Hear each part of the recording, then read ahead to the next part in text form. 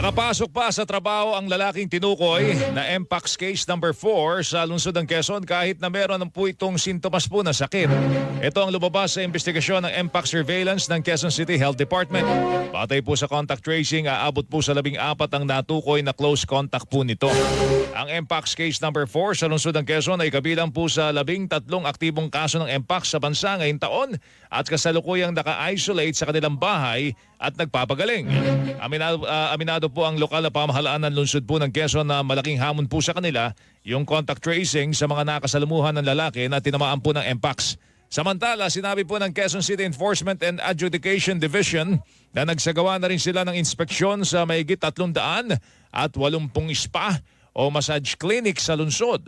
Lumabas na 282 dito ay walang naipakitang sanitary permit na sinisili pati inimbestigahan ng lokal na pamahalaan. Paalala po ng lokal na pamahalaan sa publiko